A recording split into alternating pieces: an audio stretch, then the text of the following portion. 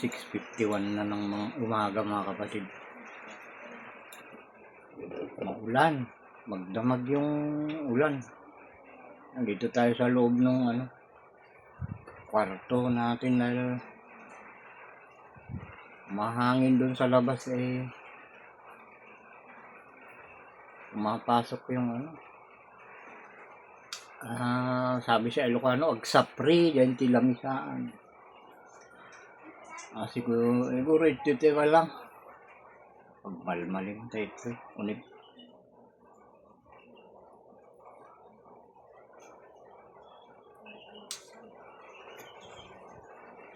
(6:51) na ng umaga. At tayo araw na tayo ng Biyernes mga kapatid. Ayan. Ang kalendaryo natin. Biyernes. 24 na tayo mga kapatid. Huling Biyernes na nitong buwan ng July. Tatapos na naman yung isang buwan na kasama sa 12 buwan ng isang taon.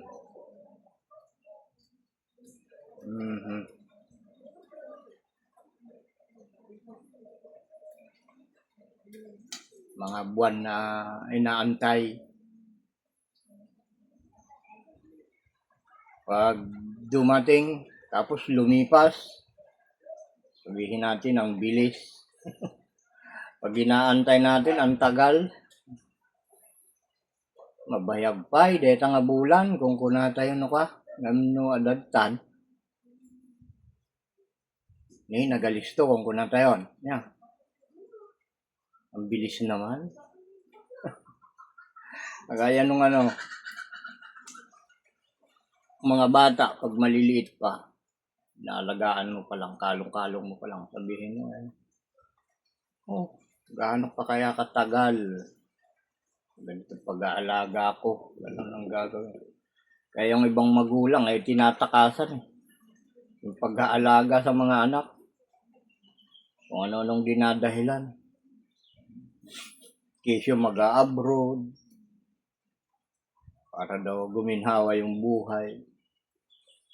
Yung obligasyon na ang tinatakasan doon. Totoo.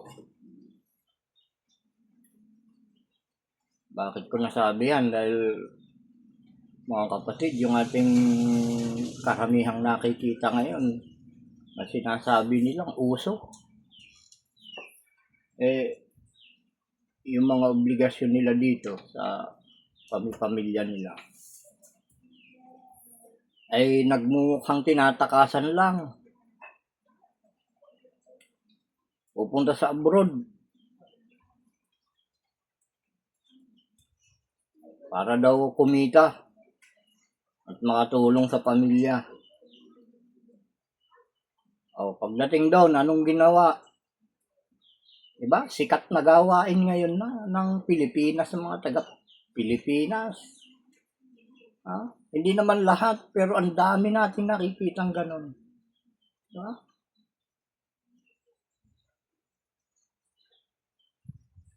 Ang hirap daw ng buhay dito sa Pilipinas. Mag-a-abroad. Iiwan yung mga anak. Papalaga sa kapatid. O kaya kapitbahay. O kaya magulang. Mga anak pupunta sa abroad para guminhawa daw yung buhay nila. Ay nako, pagdating doon, anong pinaggagawa?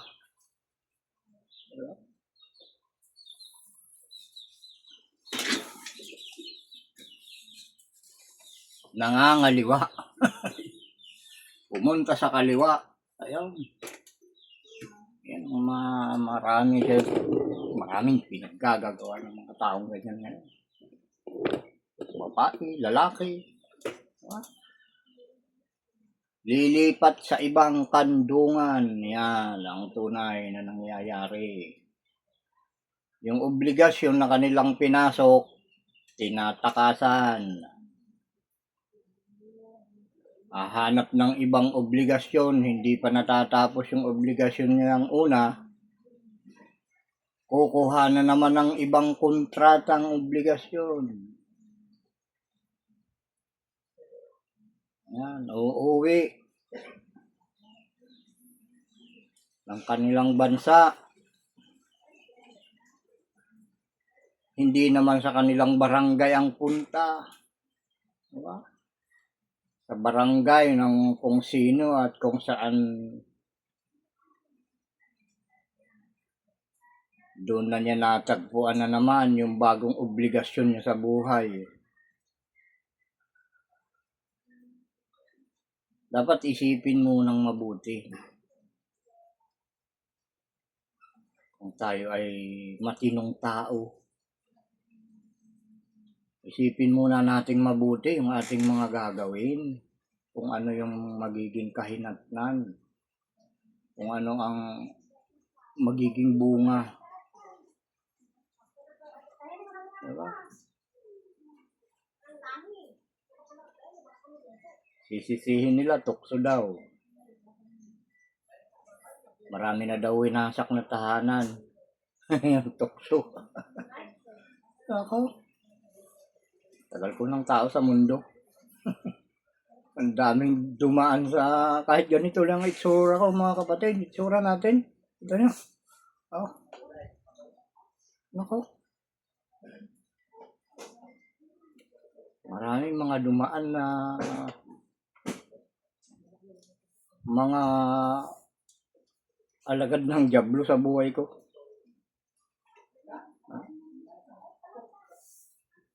Nararasan ko, masasalubong ko sa paglalakad. Bigla ka na lang kakapain. Ako. Nararasan ko, natutulog. Sisipingan ka na lang, kaliligo. Pero yung mga yan, hindi natin pinapatulan dahil alam natin na hindi sila yung talagang dapat sisiping sa'yo. Maglalaki ka man o magbabae, priority natin yung ating obligasyon sa buhay bago mo harapin yung sumusunod na namang obligasyon. Tapusin muna yung naunang obligasyon, yung naunang kontrata mo sa buhay.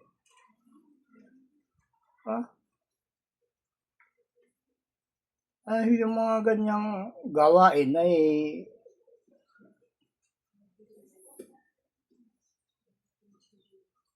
may mga dagdag na paghihirap, mga kapatid. Mga ganyang pananaw sa buhay. Hindi natin dapat binibigyan ng daan sa ating buhay yung mga ganong gawain. Inuulit ko mga kapatid,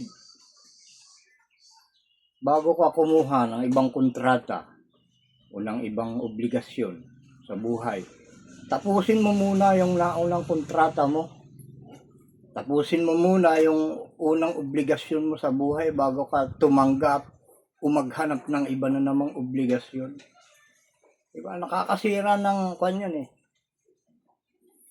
ng image ng mga kababaihan o kalalakihan kung lalaki man yung gumagawa ng ganyan. Dumadami, tinutulad nadadamay pati yung bayan, di ba? Dahil ang bayan natin ay nagagaya na sa bayan ng bayang patutot. Ayan, yun ang masakit pakinggan mga kapatid. Bayang patutot. Ayan yung patutot. Yung pokpok. Sipin nyo mabuti sinasabi ko. Bayan natin para ng pokpok. Diba? Kung sino-sino na lang ang sumasawsaw, nakikialam, pinakikialaman, ito pinapahintulutan kasi ng mga iba't ibang uri ng namumuno. Dapat ang namumuno, pag sinabing presidente, yan ay walang pinagkaiba sa hari. Kung saan na tayo nagagawi, sa dami ng problema mga kapatid, na halos gusto nating sabay-sabay na masolusyonan.